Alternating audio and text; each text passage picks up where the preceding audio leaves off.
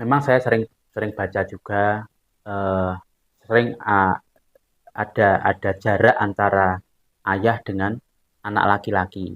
Ada jarak dalam artian memang eh, memang kan nalurinya laki-laki niku gak kakean ngomong, ndak banyak bicara, ada masalah pun lebih suka dipikir sendiri bagaimana mencari solusinya atau bagaimana. Jadi memang ya wis wateke wong lanang gak banyak omong.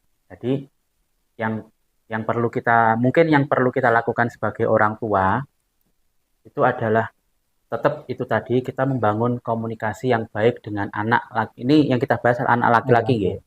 Kita membangun komunikasi yang baik dengan anak laki-laki. Kita harus memahami jiwanya ada di usia berapa. Misalkan anak laki-laki usia 4 tahun niku beda dengan anak laki-laki usia 12 tahun misalkan. Kita harus memahami itu. Jadi misalkan kita punya anak umur 12 tahun itu kita menempatkan diri sebagai sahabatnya.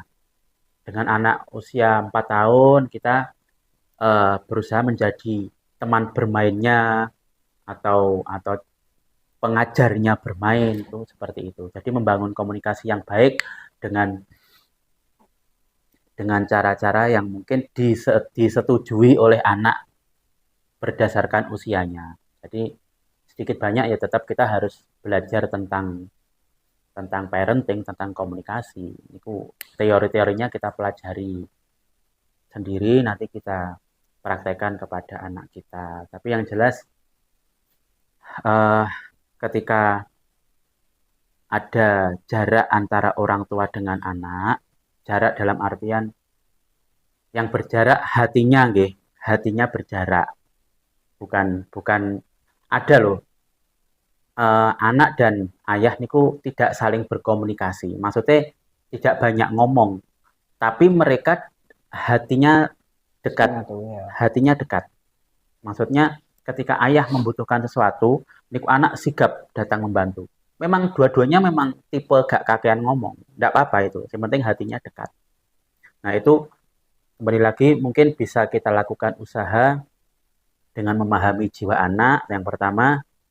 Terus yang kedua ya kembali lagi kita senantiasa kirim Fatihah untuk hati anak-anak kita agar agar dilembutkan oleh Allah. Jadi selain ikhtiar zahir juga ada ikhtiar batin untuk Nggih, dekat dengan nggih, beliau seperti itu ya. nggih. Bahkan ikhtiar batin menurut saya ikhtiar batin itu adalah doa terutama niku adalah senjata kita sebagai seorang muslim. Uh, karena seyakin saya usaha-usaha kita yang berupa usaha lahir itu tidak akan bisa tercapai jika tidak direstui atau tidak diwujudkan oleh Allah. Jadi kembali lagi kita minta kepada pemilik hati anak-anak kita yaitu Allah. Kita minta kepada Allah agar hati anak-anak kita senantiasa dilembutkan oleh Allah. Ini yang paling penting menurut saya.